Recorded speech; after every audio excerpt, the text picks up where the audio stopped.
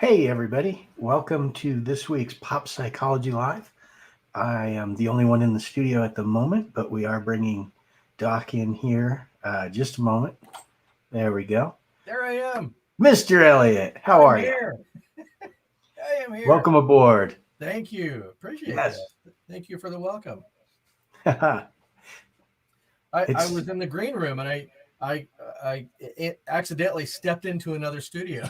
it's the snacks, isn't it? I It is know. there. It was smelling really good in the studio next to us. So I kind of wandered over there. I thought that was our studio because it had snacks, and it turned out not to be our studio. And we have no snacks. I don't even have a drink. Like I have, there's that usually that happens something all on too this often. coaster right here. Oh, nice. There's nothing on my coaster. Oh no. I didn't have, I didn't have Ah. time to run in to grab a monster. Well, how does that make you feel? Powerless. There's, Ah, it's like a smoker that needs to, all that constant thing. It's like there's nothing over here to. oh no, Yeah, yeah. So, what are you gonna do? Yeah, I this don't is know. live. This is what we do. Yes. Well, So welcome yeah, everybody to yeah. this week's Pop Psychology Live. Pop Psychology Live. What do How's we do here? What's Pop Psychology Live? what is it? Well, let's let's bring in Alexa here. Oh, good. Alexa, what is Pop Psychology Live? Here's something I found on the web. According to Wikipedia.org, popular psychology, sometimes shortened as pop psychology or pop psych, is the concepts and theories about human mental life and behavior that are purportedly based on psychology and that find credence among and pass muster with the populace. That's you, the populace. well, she Oh, definitely handled it pretty well. I think she did. She's been I mean, we practicing. always put her on the spot. I know she's been practicing. I think that she has been kind of rehearsing a little bit. Well, I know she's gotten over her initial shyness Yeah. because we generally put her on the spot without any warning Yep. and just ask her to give us some information, and she's very good. Yes, yeah, and she has been. She got over the initial shyness, and in that defensive state, in her shyness, she got a little quippy. She got a little sarcastic. Um, so now she's been rehearsing, and she's working on the de-escalation scale techniques that I taught her, and so she's much more calm now. Well, and we needed to help her with that because it was becoming a problem. I remember.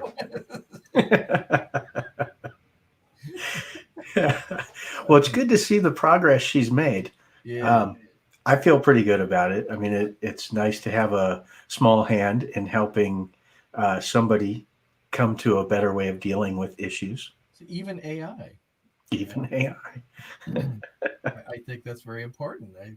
It's like if we can do that with her, we can work with anybody. I I'll think tell you, I think we do need to do a little work on Siri. Siri's always had an attitude, but it's that whole Apple versus Android thing. She has always felt superior.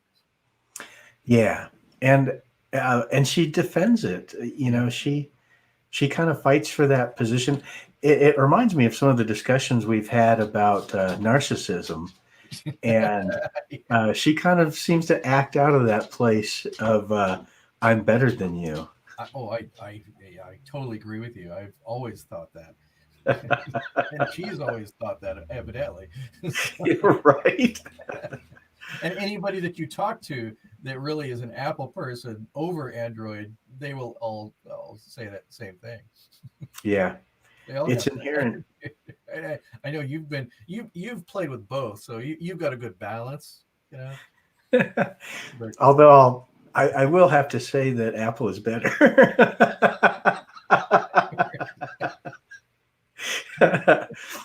Siri made me say that. Yes. I can hear Siri in the background. Nice job. Although, we've talked about, I don't talk to Siri only because she rarely understands what I'm after. And when she does, she sends me to the web and says, "Oh, I found this on the web." So she's just like a verbal version of me going into Yahoo or Google and doing a search myself. Oh, that's interesting. That's interesting. Yeah. Yeah. Oh, well, The yeah. only The A word. She found that on the internet, so that was accessing the same thing, But oftentimes she has her own opinions and her own information, so I have to give it to her for that. Have you found any of like the Easter eggs in her? I haven't looked. I know my kids have found a couple, I believe, talking about just trying to find things that are going on that she's good at, and she finds little things and says little things that you're not expecting. But So I'm going to look up a few here. oh, that's awesome! Here on live Yes. web, the interweb.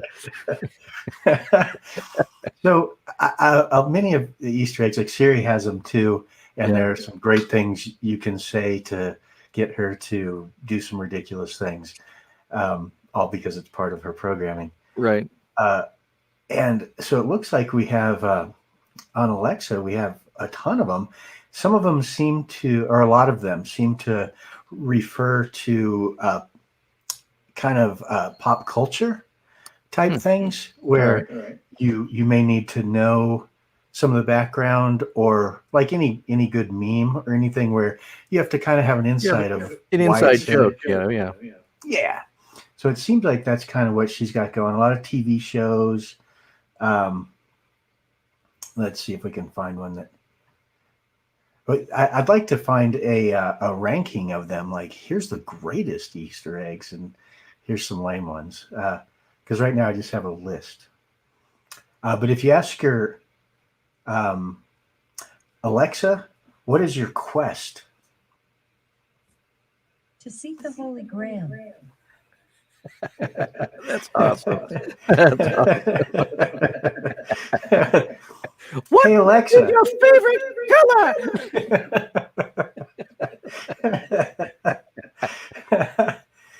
Hey, Alexa, what happens if you cross the streams? She didn't hear you. Hey, Alexa, what happens if you cross the streams? Try to imagine all life as you know it's stopping instantaneously. I love that. That's awesome. You ever watch Big Bang Theory? Yeah. Oh, yeah. Yeah. It's on every day here. Hey, Alexa, define rock, paper, scissors, lizard, Spock.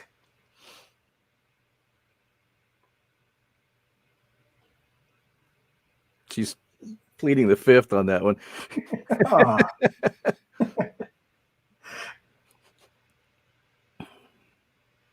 Is she just feigning ignorance, or is she not? No, I don't think she heard you. You have to pause. You have to pause when you say Alexa. Okay. Hey, Alexa, define rock, paper, scissors, lizard, Spock. Scissors cut paper. Paper covers rock. Rock crushes lizard. Lizard poisons Spock. Spock smashes scissors. Scissors decapitate lizard. Lizard eats paper. Paper disproves Spock. Spock vaporizes rock. Rock crushes scissors. She knows her stuff. She does. I'm very proud of Alexa. Very nice. Good job. Good girl. Good job on that. All right. Do we have like little treats for her? Do you give her a treat or a snack or something to reinforce the good behavior? I throw her little bits, bites, Good. little bites. Yes. We give her a little time off to watch her favorite shows. Yes, which is, I think, Big Bang Theory. Probably. That's great. So what's Okay. been happening in the world this week? Nothing? Boy, Anything? yeah, Oh. it's never dull, really, right? Gosh, it's I- just one week after another, something wild happens. So we have the monoliths that are Yes, showing that up is around. so awesome. Yes. Yes, I think there's 5 of them now, or there Yeah. have been 5 sightings, and then one they said was in the air. So it must be a teleportation device. Right. Right. Yeah. There are several in Southern California now. There's the first one in Utah got kidnapped. Yes. Some 4 guys came up in the middle of the night and hauled it away. They didn't want to bring Santa unwanted Clarita, Lancaster, which is about 30 minutes away from here. I saw some guy, he just had an aluminum foil piece of cardboard Yeah, stuck right. in the toilet. And he's like, hey, I got one of these too. Everybody has to get in on it, Reynolds wrap and cardboard. It's a monolith. And I think it's, what is it now that, we know about learned helplessness. We know about like the Stockholm syndrome, all the things that are kind of maybe playing out on a international scale now, or a global scale. But people, humans in this world right now just need something fun and mysterious. They've got the mysterious with the pandemic, but that's a bad mystery. It hasn't been fun. No, this is kind of a fun mystery. It's like it takes our minds off of the carnage that we're experiencing every single day. Yeah. And it's something fun and mysterious. Like, oh wow, where's it going to crop up this week? And it's like a shiny thing. Basically, like literally, it's a shiny thing that it's like, ooh, a shiny thing, right? I saw you reaching for my drink. I know. Like, I really need one. But I think it's true. What if we had a global lottery where you submit where you think the monolith might show up next? Oh, yeah. And then if you win like no taxes for the rest of your life, or you win a gazillion dollars or something great. Yeah, that's awesome. That's awesome. When I lived in Valencia, which is Santa Clarita, which is where one of those monoliths appeared, by the way. Okay. When I lived up there, they actually had just a fun thing that happened. And the Chamber of Commerce got together and they announced that they, being the members, had buried a treasure somewhere in Santa Clarita. It was in a real treasure chest, everything. And they just announced that they had buried this somewhere in the valley. And they put clues in the newspaper every week of where to look. No kidding. No kidding. And everyone around Santa Clarita was on this quest to find the chest of gold or whatever was in it. They had money and prizes, and Sure. I think it was like $25,000 or something like that. It was substantial. Sure. And people were all over with shovels digging all over. Looked like a minefield after a while. Yeah, right. And they were digging in people's yards, and they had to say, okay, it's nobody's yard. Okay, no, it's nobody's yard. Stop looking at people's yards. It's not at the graveyard. Yeah, Knock right. it off. There were people that were in the graveyard. I imagine.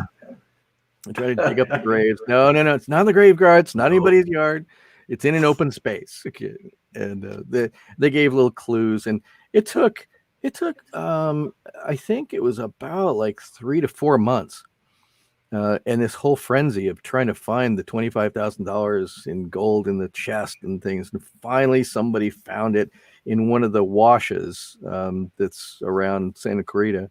And somebody finally found the prize with all the clues. And it was a big brouhaha of finding the treasure chest. And it literally just it captured the attention of Santa Clarita for months, and it was such a positive, good thing that it distracted from anything that was going on at that point.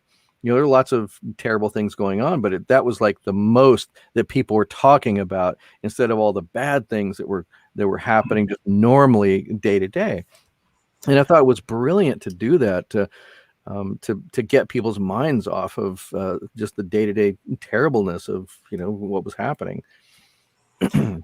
Well, I believe that could be useful in about every city everywhere now. I know. Except for nobody will leave their house to go look for it. Exactly. Yeah, that's the one. And the ones that do will be accused of killing everybody, and it'll just be terrible. Yeah. So maybe we can explore some other ideas. Yeah. Oh no. Yeah, I wasn't suggesting that. That today, I don't think that would go so well. You'd have people with shovels, and then somebody would yell and scream at somebody and call them a Karen with a shovel, and people would get into arguments, and then people would hit each other with the shovels. And and there'd be people that would be denouncing shovels, and that shovels are the greatest evil. And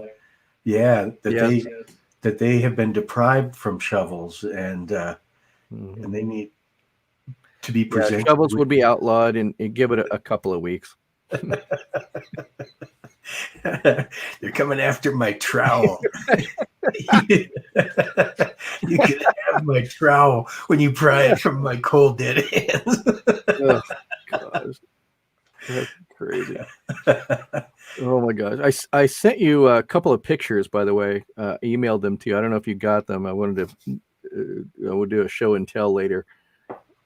I saw. Let me know if you got them at least. Yeah, I saw a few. There were no context.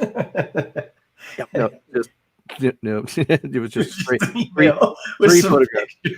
Yeah, 3 photographs. That's it. No text whatsoever. It's just 3 mysterious photographs.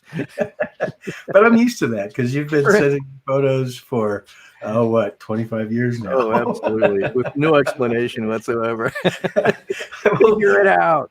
They used to come with the little yellow sticky notes on the back of all of them, right? That described, the 8x10 color photos with words and arrows pointing. You remember that, don't you? I actually used to send you physical photographs with things written on the backs. That was before email, Yeah.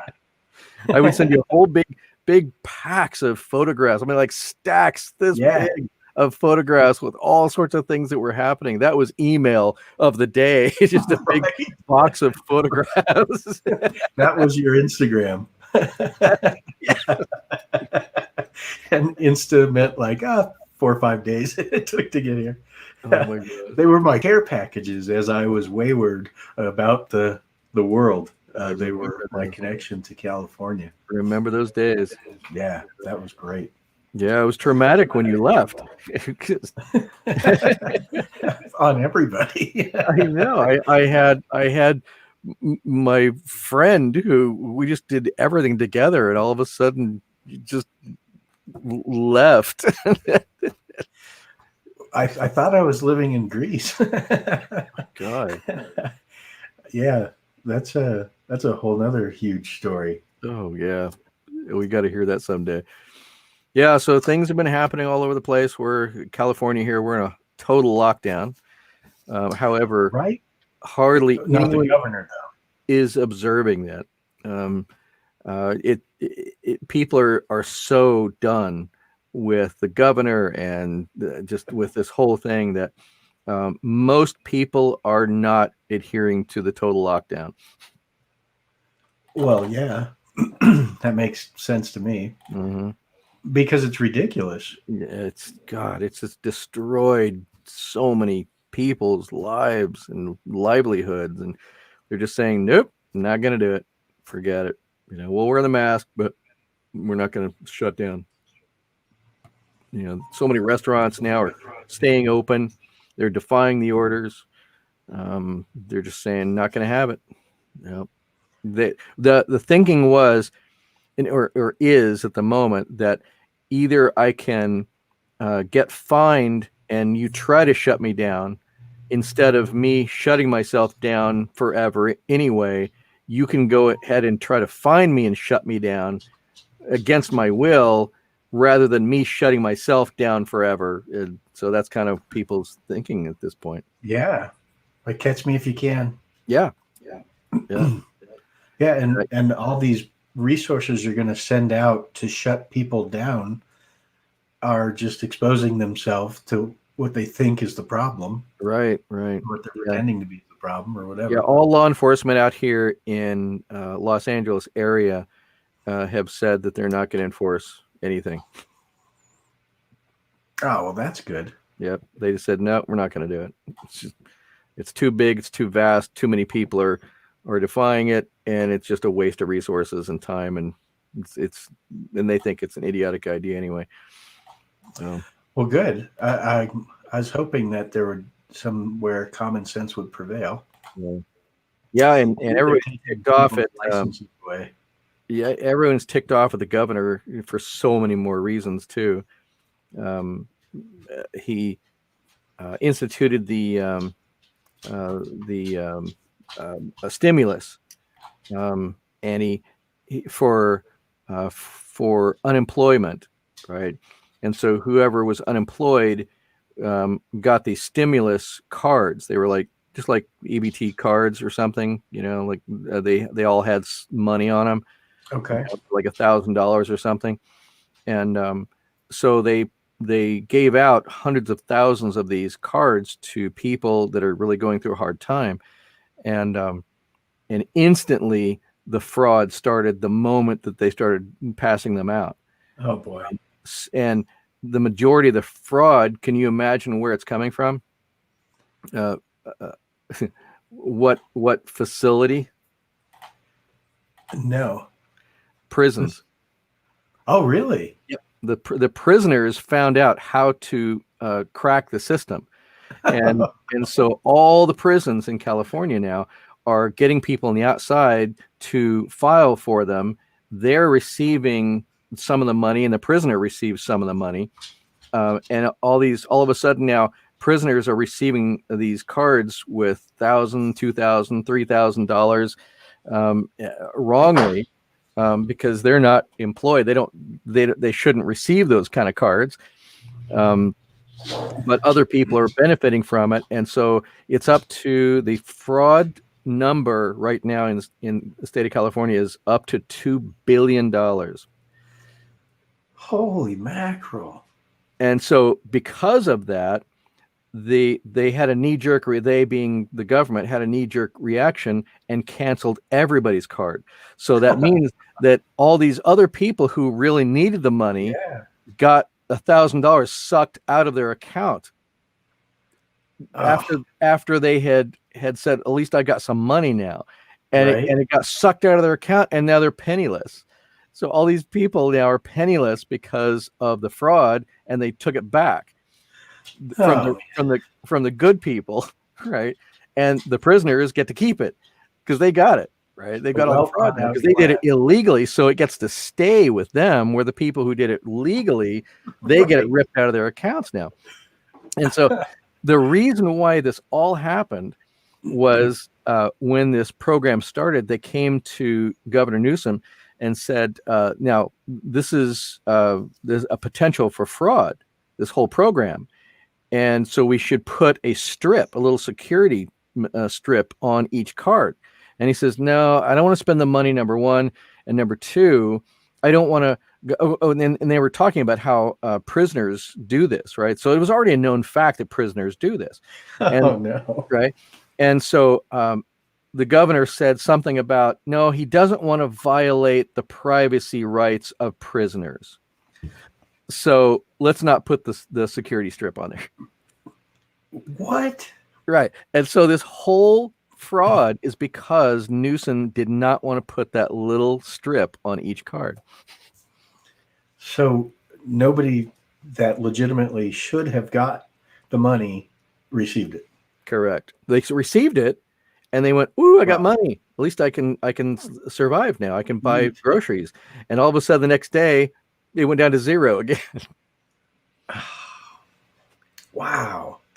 I literally don't know why there are not thousands and thousands of people in the streets with pitchforks and torches heading to the governor's office up in Well, do you think Northern we're California. in I a just don't know time, why. we're in a time where it seems like they're just seeing what people will put up with. Like, how far can we push it? Right. And apparently, there's really no limit.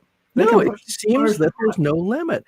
They Yeah. keep doing these crazy illegal theft acts, the government, both in LA and the government, and people go, "That's terrible." Right. Gosh, I wish they weren't doing that. Right. Yeah.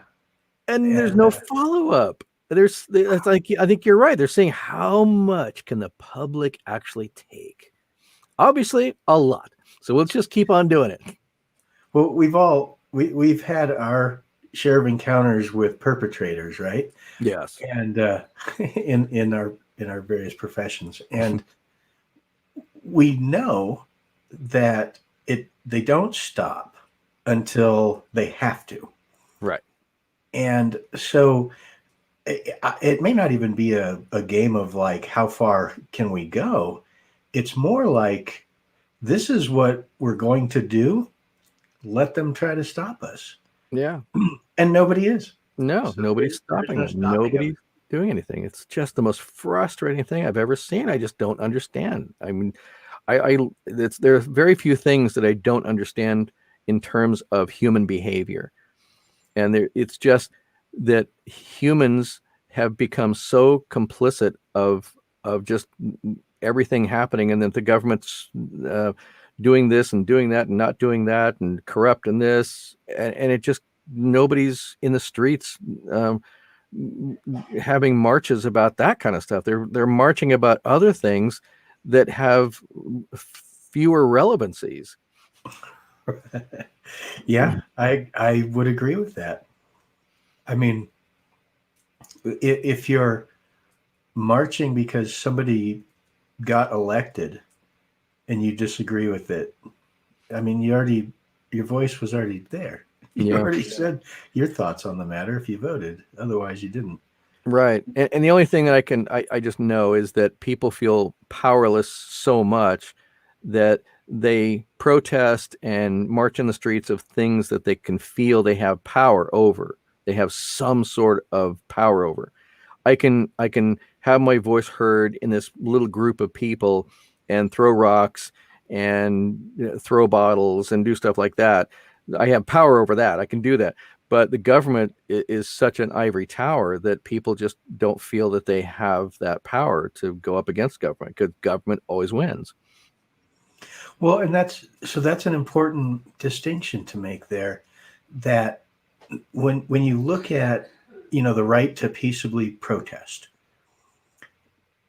what and where have we seen that be effective? If you go out and you yell and you hold a sign and you're mad, and there's a whole bunch of you that do it, and then what effect does it? How effective is it? Is my question, really? It's very, from what I have seen historically, it's less effective if you do it peacefully. The times that I see things change is when something drastic happens. Either somebody gets killed in the process, or it's something terrible happens, or it's just such a shock to society that people finally notice. I'll give you a good example. and I'm not really sure exactly what year it was. I think it was 1982. I believe it was 82. I was working with the West Los Angeles VA hospital, which is one of the largest ever. It's just absolutely just gigantic. It's just acres and acres and acres of this place, and it's very old. It's a very old place, and it's on West Wilshire Boulevard in West LA, and just because you know that geographic, it's west of the 405 freeway, Okay. just around like Sunset, Santa Monica area. Okay. And so it's huge and vast, and it's got building after building, and all these places were built, in the 20s and 30s, and then across the street, across Wilshire, there's the new hospital. So it's just like a regular hospital, but and it's a medical center. And so most of the older buildings are all behavioral health and PTSD and long-term and geriatric and lots and lots of behavioral health issues, and some medical, but if they were primarily medical, they'd be over in the medical side. And there's a tunnel that goes underneath Wilshire Boulevard that you can actually go from the old section underground to the new section. Okay. And so I worked with the psychiatry division, working on case studies and studies in behavioral health. And so once in a while, we would bring a patient that was having a behavioral health study or psych study or medical study over to the medical side for some tests. And so I remember bringing this one guy through the tunnels to the medical center, and we go into the front of this place, and I'm in the lobby, and everyone all of a sudden starts scrambling near where the front doors are, and there's lots of glass in the front doors, and the walls are all glass and things.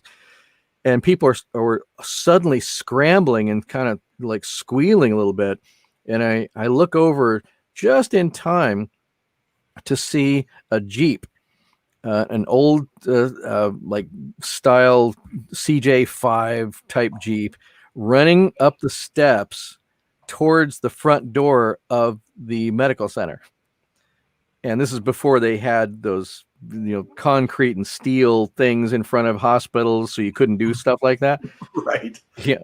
And so he comes straight through the doors of the medical center and crashes up the steps, through the doors, into the lobby, and ends up in the lobby. And I literally had to grab my patient and pull them over to this this desk area, so my patient would not get hit by the Jeep that was coming through the door or through the windows. Right. Wow. Glass everywhere.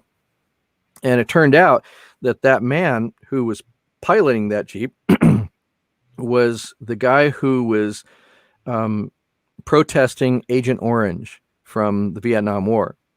Okay. And it became a world phenomena. When that guy crashed through there, it became a local story, which became a national story, which became an international story. The guy who crashed through the hospital to protest Agent Orange, because at that point, the government had not really acknowledged that Agent Orange was a real thing. They said, "Oh yes, we use that, but I don't think that the all the deaths and the cancer and the skin conditions and all the things that our troops were experiencing were a result of the Agent Orange, that horrible chemical that they dropped on the enemy." But unfortunately, it was, and there were just hundreds and now thousands of people, of war veterans, that were experiencing side effects from the Agent Orange. And so the government had not acknowledged that until that happened. And that got the attention of the world. And then the world just normal people looked finally and went, wow, he's willing to do that because he's got symptoms and he's talking about everybody else, all his other buddies that have symptoms, then maybe there's something to this. And they pressured the public actually pressured the government to look into this. And they finally had to admit that, the Agent Orange is causing all these ailments and deaths and chronic problems. And then that's when they started paying out and awarding settlements and all sorts of things. But it wasn't until that guy crashed through that window that actually people actually paid attention. Well, and at that point in history, it was very uncommon for a dramatic thing to happen. Yes, and that's a very good point. Much greater notice.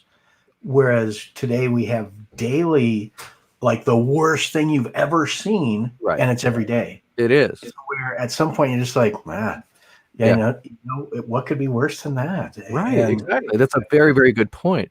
And at that time, like mass shootings, people just didn't do that. Once in a while, it was, my God, right?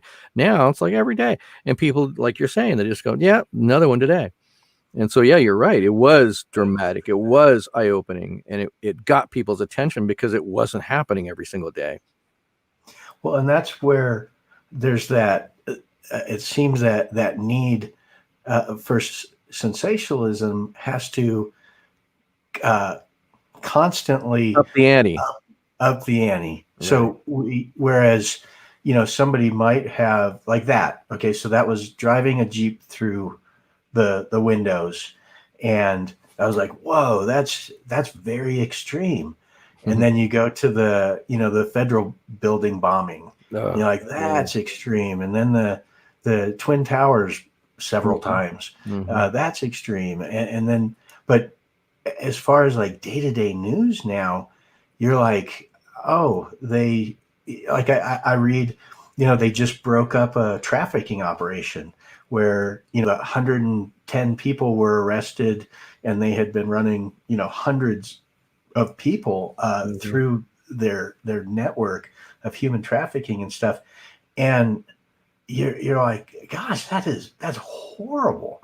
But it's so common to be horrible now, that it's like, what does it take now to actually impress on people that this is awful? Yeah, and I think that's pretty much the answer, is that people have become so desensitized to that behavior that people just aren't affected that much. Like you were just saying, I heard that there was an operation where they freed so many of these children from human trafficking, right? Yeah.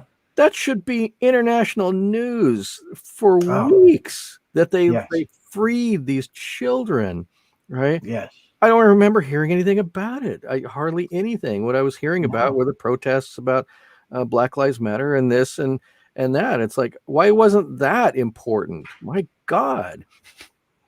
That's huge. And it's in huge. part because how many people have tried to do a positive newscast and nobody wants it? Failed. Everyone's like, failed miserably. If I want to see puppy dogs, I'll wait till the Puppy Bowl on Super Bowl Sunday. Right. But people don't.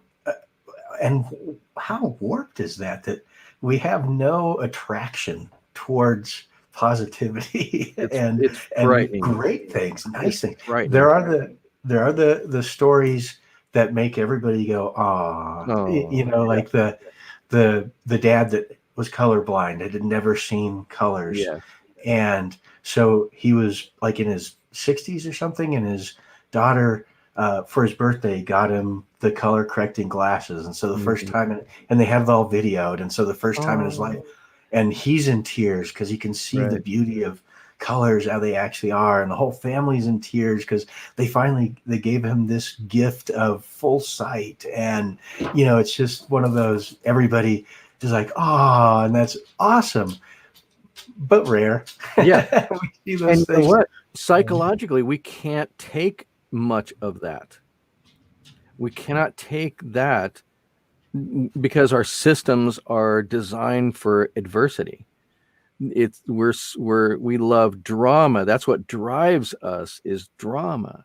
And that's why all the reality shows are so crazy popular, is that we tune in to watch the drama to it. If things happen warm and fuzzy, that would be boring to our system, and we just couldn't watch that. We can't watch too much of that without getting kind of like syrupy, kind of uncomfortable. Right. But drama we can watch all day long and still want more. Yeah. So our systems are designed for drama instead of the warm and fuzziness. So, something we've been doing lately is revisiting some of the old sitcoms, just from days gone by. Yeah. And right now we're on Everybody Loves Raymond. Oh, and we're just kind of going through that series.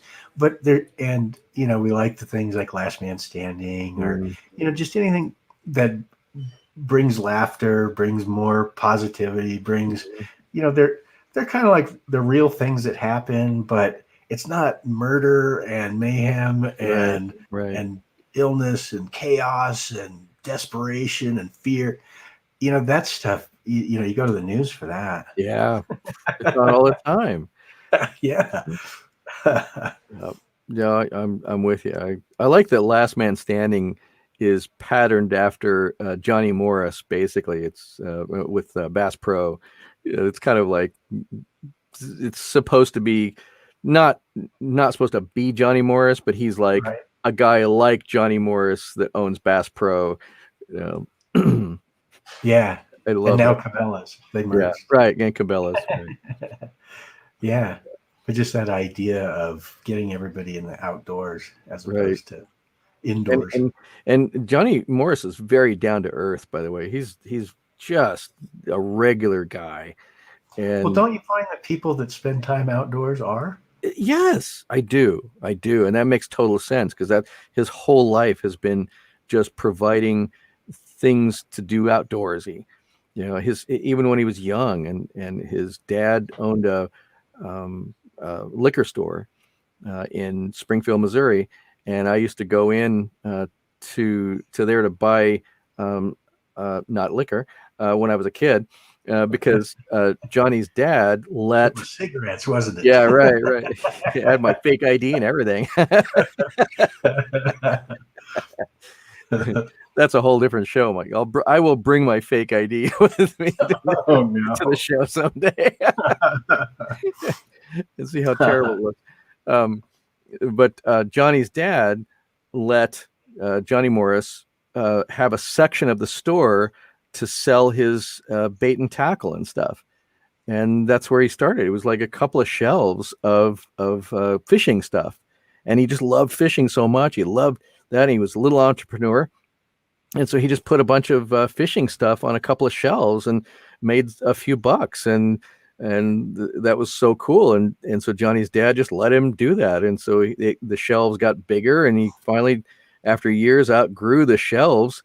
And I used to come in and buy stuff from Johnny Morris back when he was just had a couple of shelves in the little Brown Derby liquor store like that. It was so cool. Oh, nice.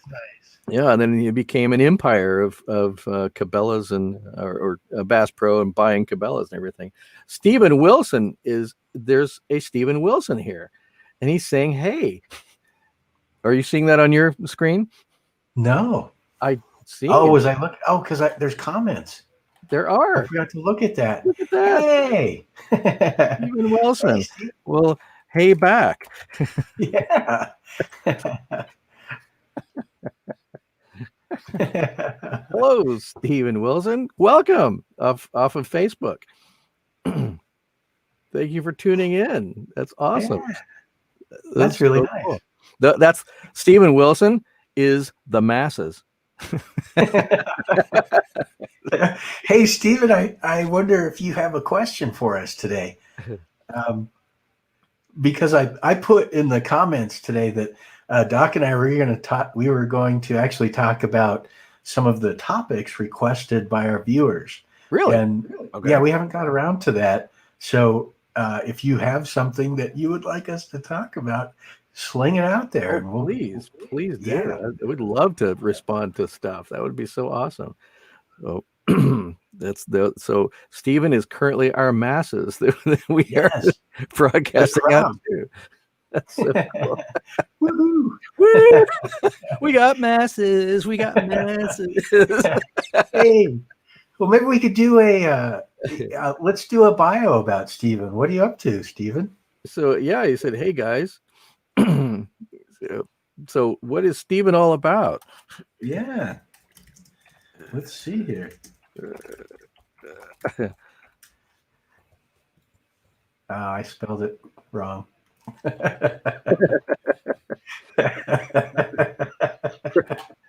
We're gonna scare him away. It's like you're writing stuff, I'm writing stuff, both like, what's going on? What's going on? What's going on?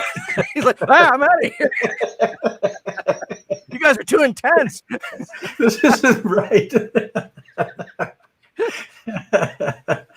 I didn't sign up to be the show. Hey guys, we've like thrown out 4 responses already. You guys are too intense. And we're both writing to him too, so he's just getting bombarded. We're sorry, Stephen. Yeah, sorry, Stephen. Don't mean to overwhelm you. Don't leave. You're all we have. You're the only masses we have.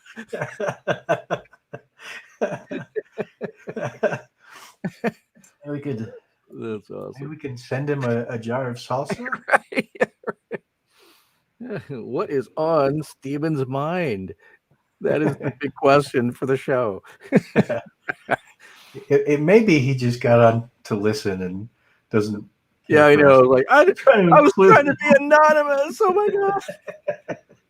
Let's use first names only. I can see he was on his phone. He's just like, "Oh, hey, that sounds interesting." Now he's like, "Oh my god, my life is over." Let me know my last name. We're sorry. We didn't mean to jeopardize your life. All the stalkers, Stephen stalkers went, yes, finally.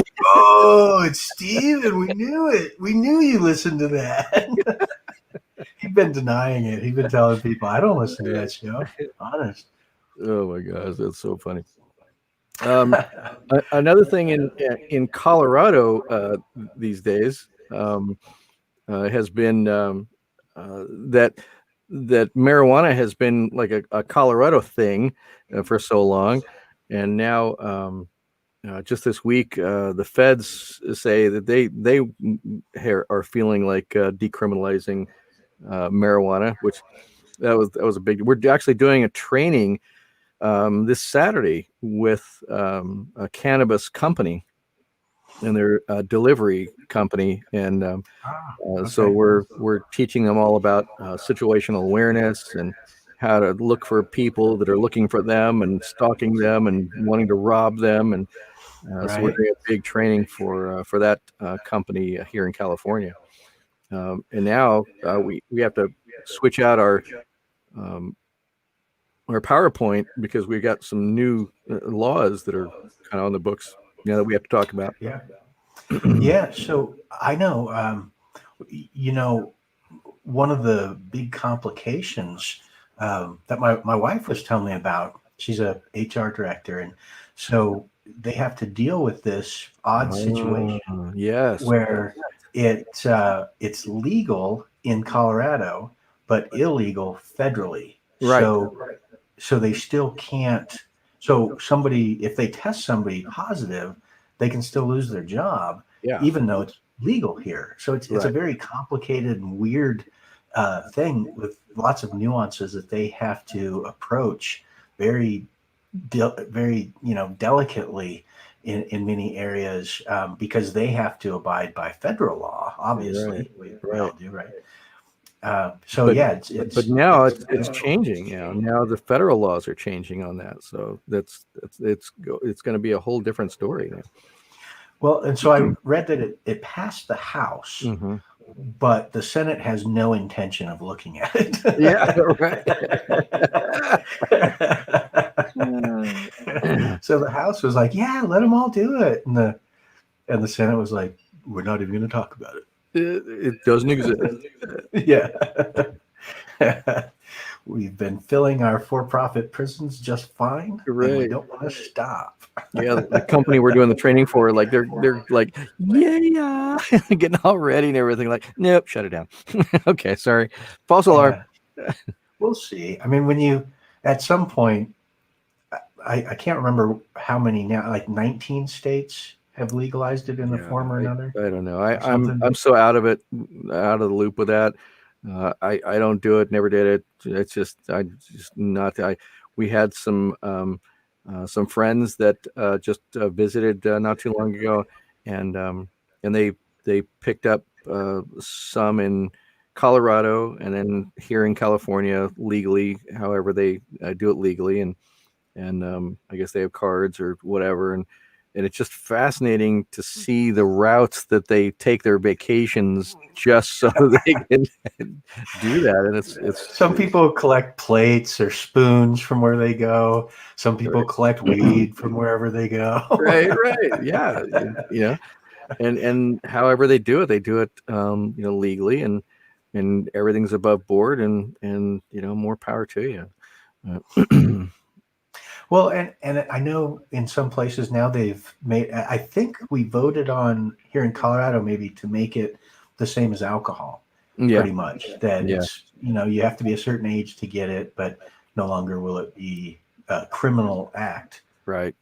if you choose to participate in it. And so I think that, I mean, and then you have kind of the further extremes on that. I think it was Portland. Or maybe Seattle, I'm not sure, where they legalized mushrooms and cocaine. Oregon. Yeah, Oregon. Was it Oregon? Where they're like, just do whatever you want. You're right. Oh my God. Yes. After Psilocybus. Mushrooms, hallucinogenics. It's like, bring it on. Do whatever you want. Nobody cares. Wow. It'll be interesting to see. Yeah. But what's funny is it's similar when you see the type of personality that goes towards one or any of those others, or if it's somebody that goes towards alcohol. Some people have that propensity to go down that road to an extreme. Yeah. And most people don't. Most people would rather not face the negative consequences. And Right. would rather not feel lousy or whatever it is. But most people choose not to go to extremes with it. So yeah, it's interesting to see that maybe that's how it will all level out eventually. Yes. Yeah.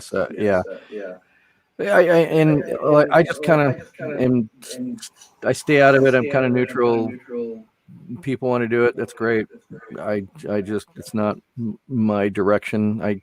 And my kids are really anti-drugs, and it's like they were explaining, well, we don't really have anything to try to escape from psychologically. So, because we kind of love life here in the family, and we have a good family, and so we don't have to really try to escape from anything at all with drugs. So it doesn't really appeal to us. So we kind of have a good life. Yeah. Well, good job there. I'm really proud of that. Yeah, my wife and I that was a conscious effort. That was not by accident.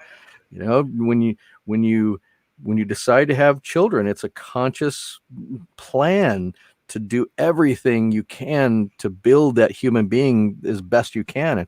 And both of us did that. And we did it on the same page. And all of our kids know that if they come to me and ask something, and they come to her and ask something, it's going to be exactly the same and very consistent, and lots of love and limits and love together. It's a balance. And so they've grown up with a balance. And so they're, good kids. I'm proud of all of them. Absolutely. As you should be. That's great to hear too. Yeah. Nice. But it's not by accident. You really have to work it. It's not, it's a lot of work, raising kids, but it's a labor of love that you love doing every single second, and it just doesn't seem like work. There's so many things that I've done for them that they'll never ever know the sacrifice that we made for them. It's just it's anonymous, and there's so many, just thousands of anonymous things that they'll never ever know we did just a sacrifice for them.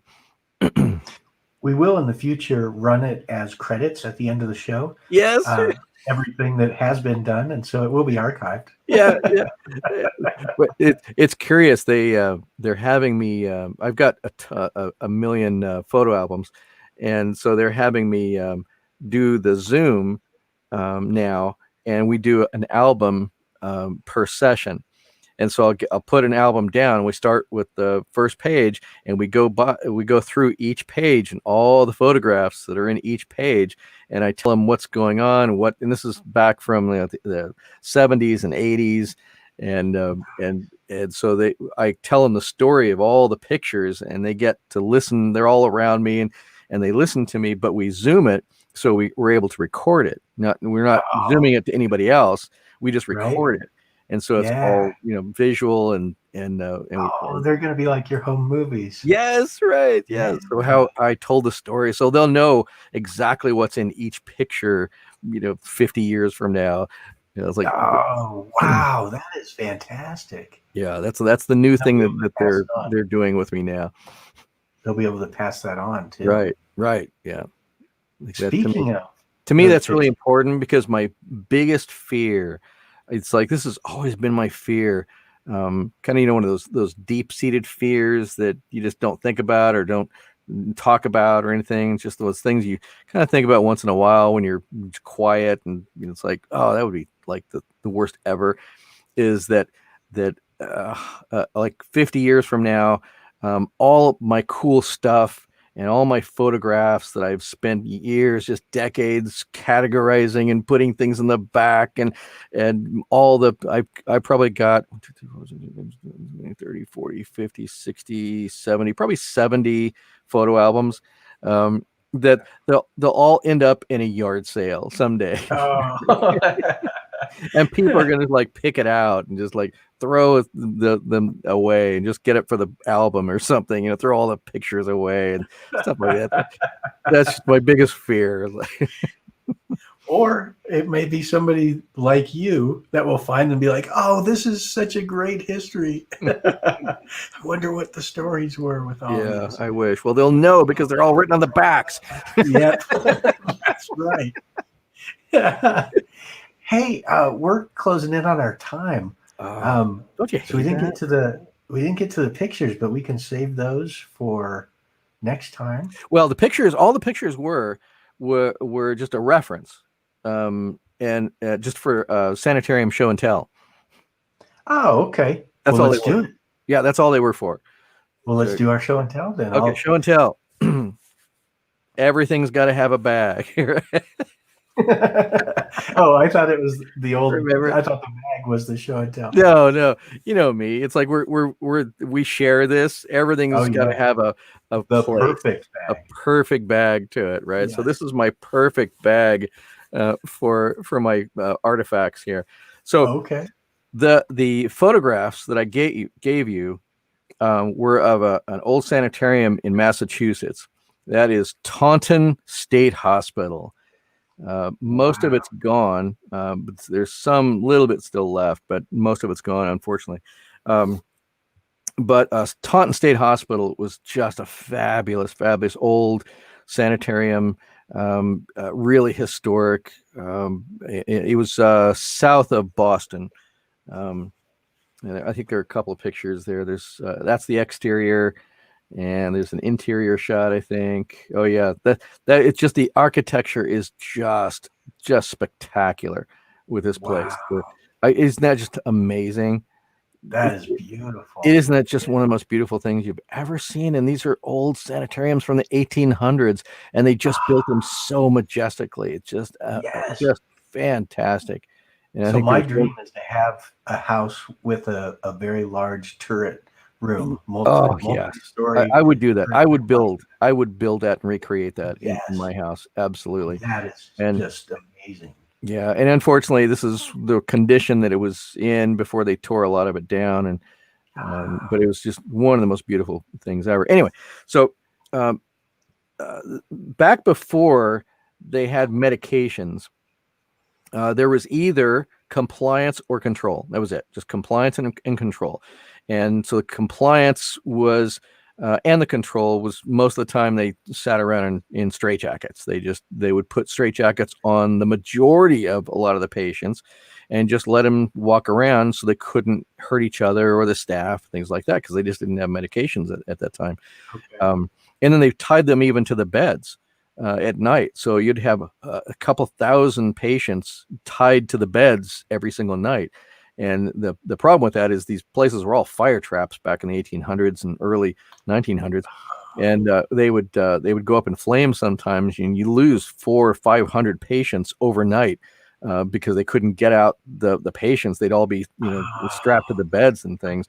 So, but it was all about compliance and control. And so one of the things that Taunton used was this little thing right here. Okay, now it may look really terrible.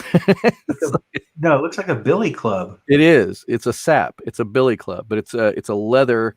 It's leather, right? It's a sap. So cops used to carry this in the 1800s and the 30s and 40s and stuff.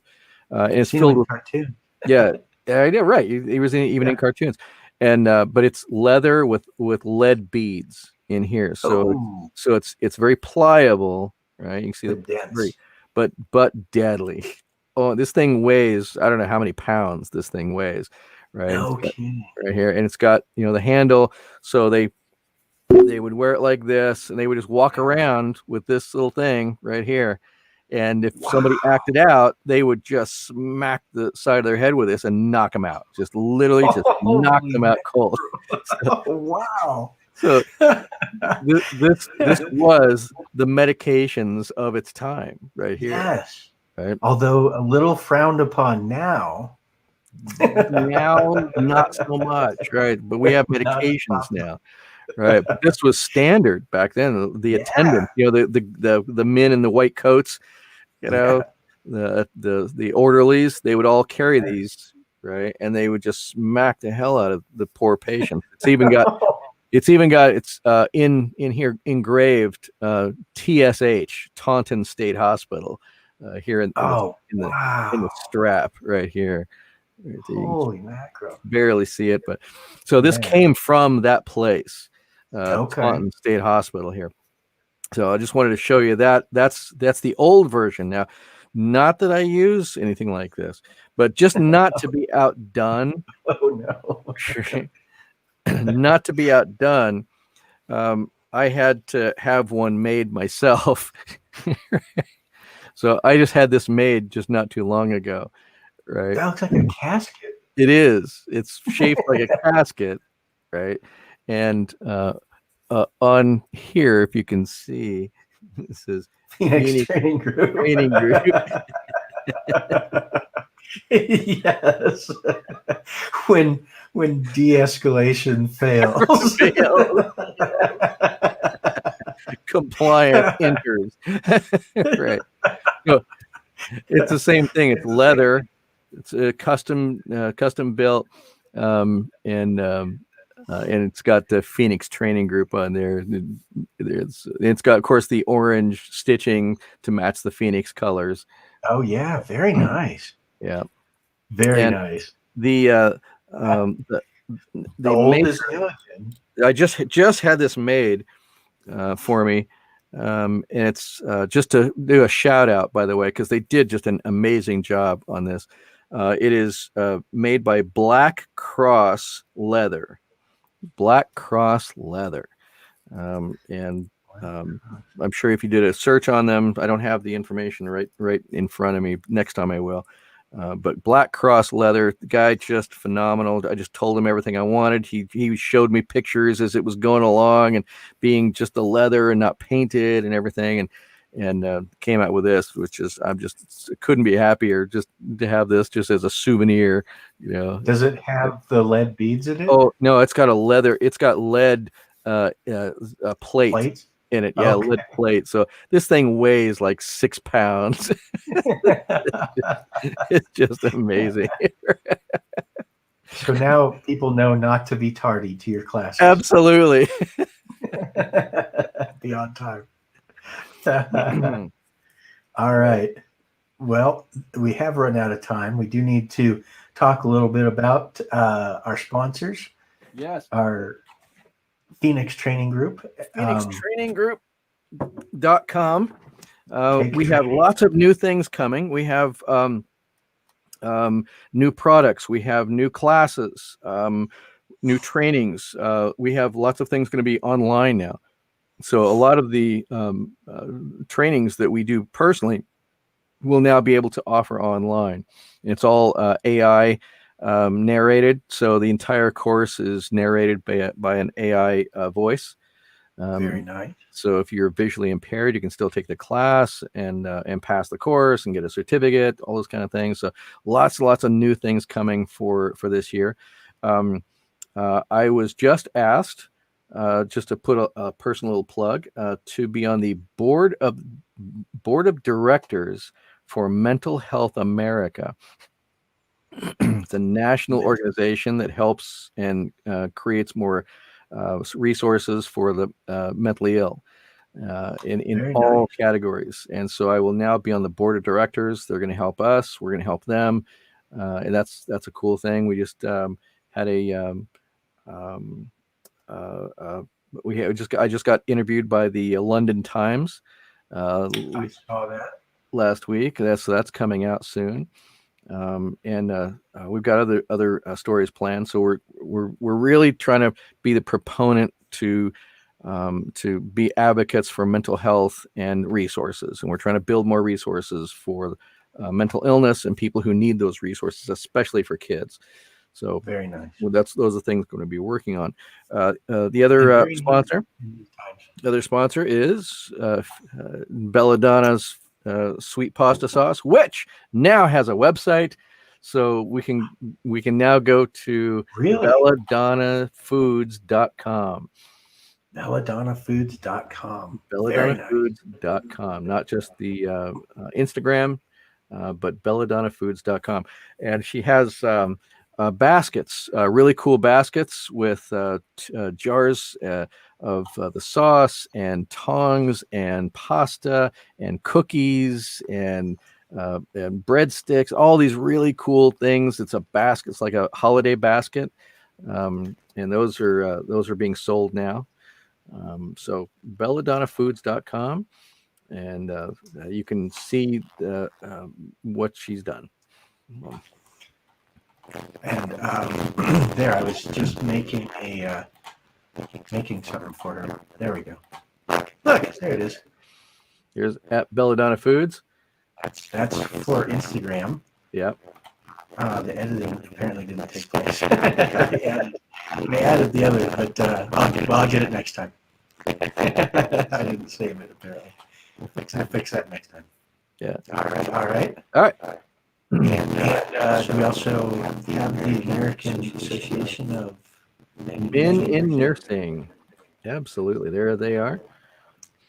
They are advancing. We'll be doing more with them in 2021, doing lots of good things with them as well.